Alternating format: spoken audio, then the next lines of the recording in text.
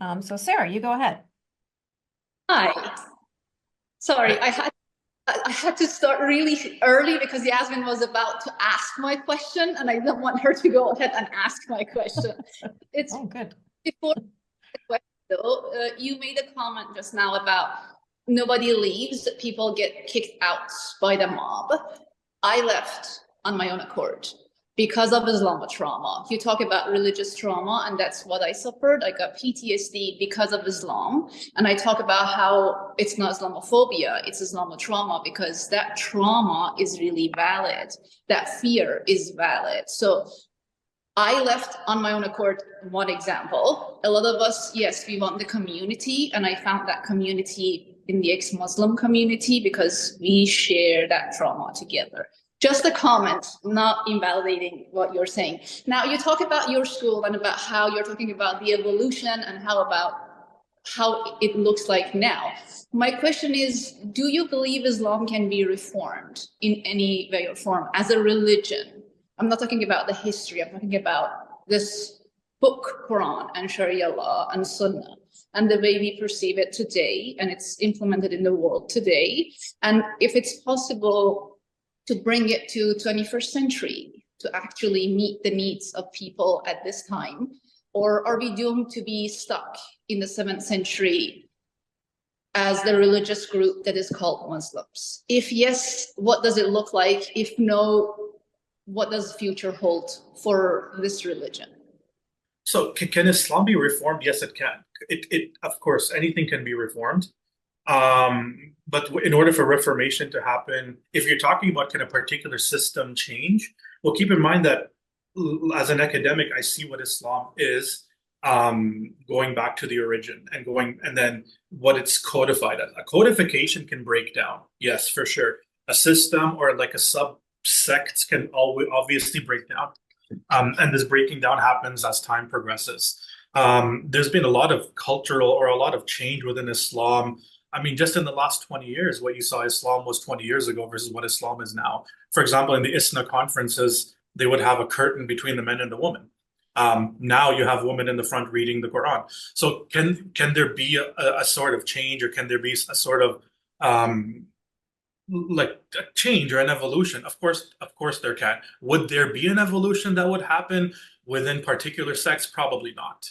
But then there would always be a group of people, because keep in mind that we talk about religious trauma, people that are Muslim, like I'm a Muslim, I'll talk about religious trauma, and other people are going to show up. So then you're going to have the conversation, the discourse is happening, around the fact that there are people, there needs to be some sort of change, some sort of alteration, not of the core tenets of Islam at all, no, but on the particulars. Like for example, you said Islam, and then you said Sharia law. The Sharia law itself is a very interesting concept, because the word Sharia in Arabic doesn't even mean law. The word Sharia means a way or a path, and law means set of rules and regulations. So the word itself is a contradictory word. But there's the Sharia law. It's like, no, Sharia.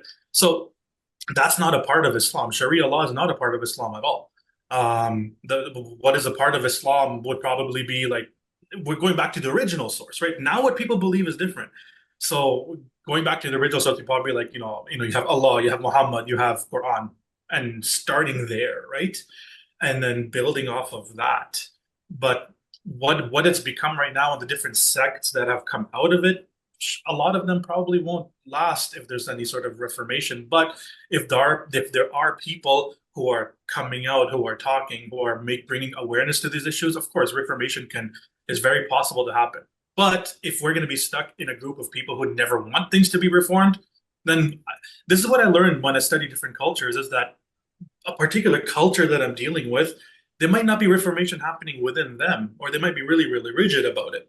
They might they might fight against it, but that doesn't mean that everything else is, because what that one sect of Islam that maybe you're dealing with or who I'm dealing with is literally just one branch on a big tree.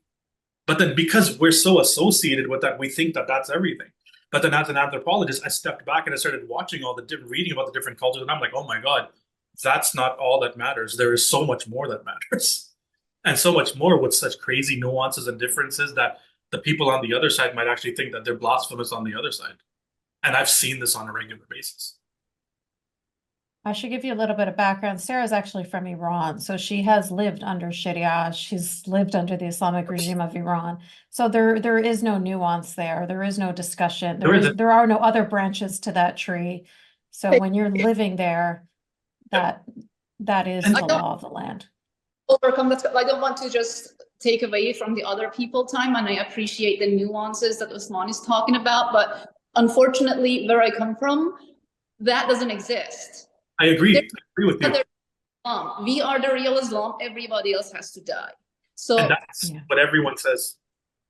I know that's the problem. So for us, that's why we have this conversation a lot of times. People like me, we don't believe there's any form of reformation because then it's not Islam anymore. Exactly. If you Mhm. take all those tenets from it, if you change Quran, it's not Islam anymore. So what is it then? And it would be a very I really appreciate your answer. It's very scientific. Thank you. I appreciate it. Well, I have a lot of my friends actually. Well, a lot of my colleagues in anthropology are from Iran, and like my one person, her office is right here.